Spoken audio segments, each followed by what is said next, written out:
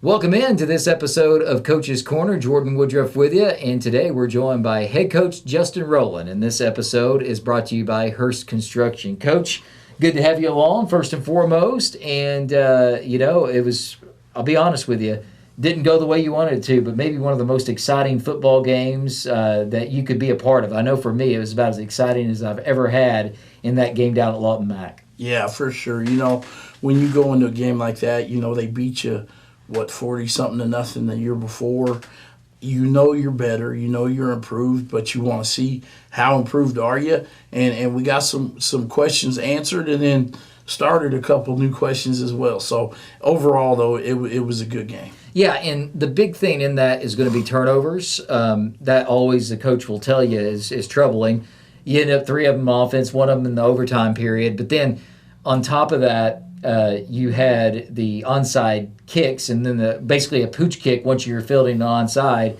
And that really is what changed the tide of the game, was those right there. So, you get one of those, you go score, the game may be over. They get the momentum with that. That being said, I imagine that's something you guys have worked very hard on this week in practice already, is making sure your kick return game, onside, pooch, whatever, you're ready to go. Yeah, when you look at it, I guess there's a couple ways to look at it. That's pretty desperate also. So you kind of know where you're at in the game. Like, you're really controlling the game if somebody's going to those links to get the ball back. But no, it's one of those things where it kind of snowballs on you real quick.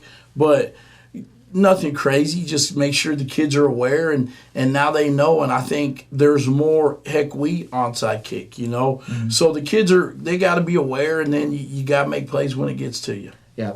The thing is, it does go as a loss in the column, right? But it's a non-district game. In the grand scheme of things, your district games are what matter. Why do you play non-district games? To learn about yourself, right?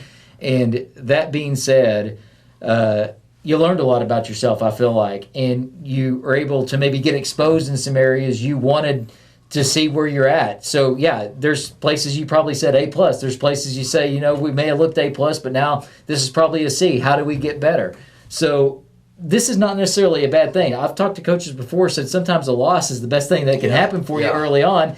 You guys lose this game, really feel like you lose the game. That's something that you can rally around now as a battle cry maybe going forward. No, for sure. I told them in the locker room after the game, I didn't want anybody hanging their head, It's for this group of kiddos, it's learning. It's still putting yourself in the position to win a game. It's improving across the board and finding stuff out that you didn't know.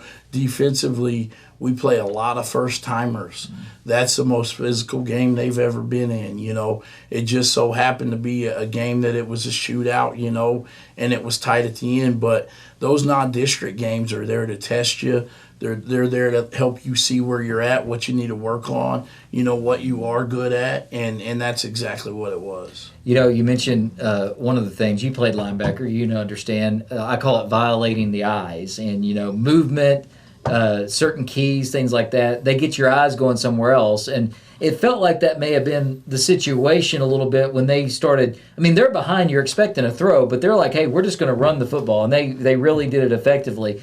And sometimes that's a learning curve too. Those guys, maybe eyes got violated in the backfield. They went somewhere they weren't supposed to be. But that's something you can break down on film and they can learn from. No, for sure. And it was they were motioning their tailback out to the weak side, and for some reason we were adjusting outside instead of staying inside. But credit to them.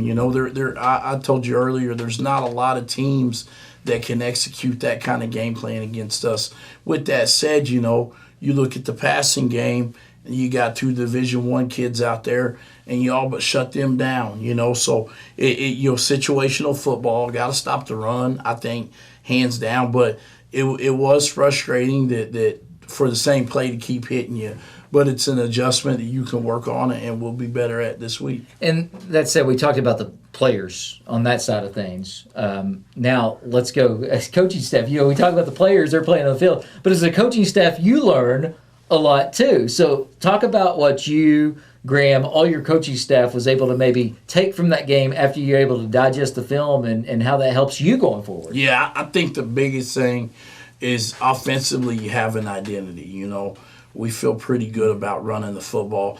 And then, heck, Johnson, I think he was 70-some% throwing the football. So we're doing that really well, too. So you figure that out. Obviously the weapons that you've seen kept producing again on the offensive side of the ball. Defensively, just keep working. When you really look at that unit, it's a young green unit. Mm-hmm. So there's going to be some ups and downs, but just lock in on our keys. And then I think our kicker, we forget that we have such a talented young kicker. And it's something that we talked about, me and Graham, in the second half there, or the first half, into the first half when we got the turnover. It's like, man, I forgot we had that kicker. We can go get a field goal. Just simple stuff like that. But like I said, man, it's a learning process, and it is a process. As long as you treat it that way, you can always improve. Yeah, and now we do get to where they count, the district games. And I think even though you lose that game, the district, they're like, okay, Enid beat them, not as maybe as good this year. Will Rogers, not very good. Lawton Mac, though, was a good team. Yeah. And I think all of, not just the district, 6A2 kind of said, okay, that stuff we're seeing in Ponca City, maybe there's some truth to that all of a sudden. So it's not like you're going to sneak up on anybody now, but at the same time, you look at this district, and it starts this week with Muskogee. There is a lot of opportunity here to do something special. No, for sure. And it, you know it because you're with us every day. It's about these district ball games, and for us, we're really comfortable with playing Muskogee. We played them a lot. We played most of it on the road at what I would say may be the best era of football they've had in a long time. So we're really confident going into that game, but also within the district, it's I would say it's wide open. You got for sure Sand Springs and Muskogee, then everybody else is kind of scrapping. And when they see us putting up points like that and stopping people, and then like you said, you go do it against a good ball club, it puts everybody on notice. Yeah, and this Muskogee team in general coming up, this isn't the same state championship Muskogee team we've seen. They've had some changes as well, personnel and coaches. So for you guys, you feel like starting district off with Muskogee, there's been some years you'd say, all right, that's a rough one.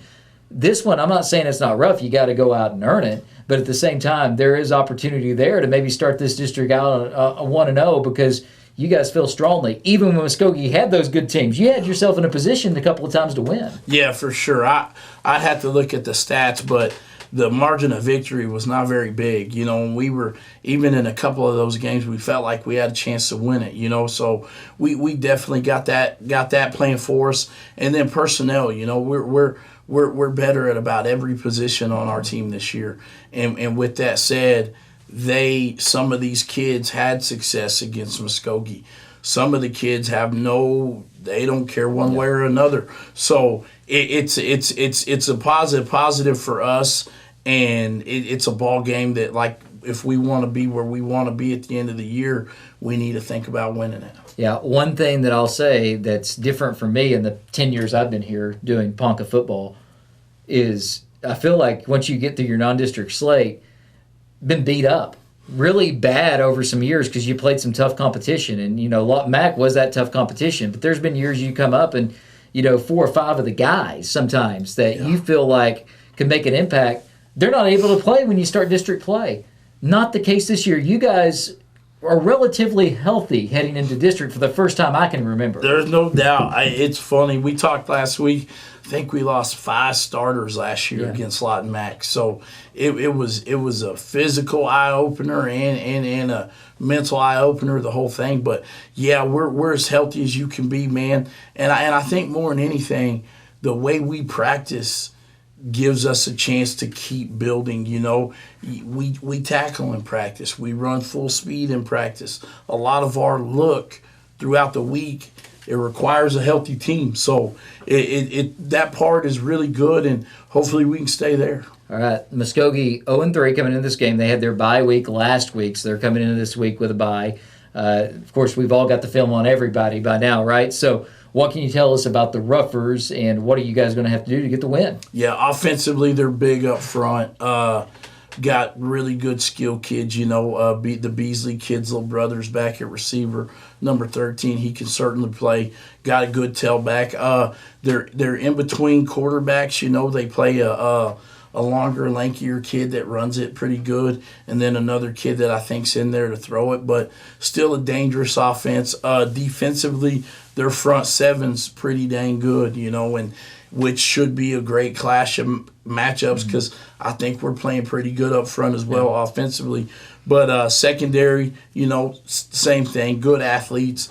It's a really, really good matchup. And for us, man, we're still in that position where we're finding ourselves out, So running the football is going to be vital. Getting stops, big plays, turnovers, but I think it's just going to be a fun type ball game. Yeah, and a coach will always tell you the two things that you can't do in a game is miss tackles and turn the ball over. No doubt. And then I think mental mistakes go in there too, right? Yeah. I mean, I think that's something you go in. You don't get stupid penalties, things like that. But the missed tackles, yes, and the turnovers are what come to rear their head. Absolutely. And like I said, if they're going to rear their head, a non-district game is the perfect time. No doubt, and part of that, with the tackling is we tackle live, in our team session.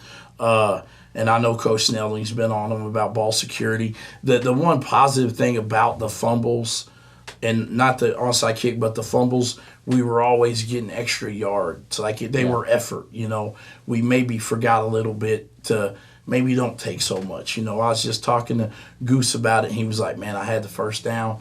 I could have just went down. Well, you don't really want them thinking that way. Get all you can get. Even on Bam's fumble in overtime, 8-yard run, and you're stretching to get the first down. You can't be mad at a kid, but you want him to be aware, and that's all that was. But we're going to focus, attack the football as defense, and run it on offense. And nobody feels as bad as those kids when they turn the ball over, right? So, I mean, they're going to try to correct that themselves best they can, and they will. No doubt. It was one of those things where I think Bam knows, Goose knows, I think Johnson was the other one. They know that, man, we got to keep playing ball security, but hey, when you get that thing, be special with it, and that's what they've been. So they'll continue to do that. And one thing, there's a lot of weapons, so when you do get your number called, you better make it count because, like I said, there's other guys right now, more weapons than we've probably ever seen here in Ponca City. Absolutely. Absolutely. All right, Coach. Well, appreciate the time. Best of luck with this first district game in Muskogee, and we'll talk to you again here soon. Thank you. Thank you, Coach. Coach Justin Roland. That's going to do it for today's episode of Coach's Corner. It's been brought to you by Hearst Construction. Jordan Woodruff saying so long, and until next time, go Cats.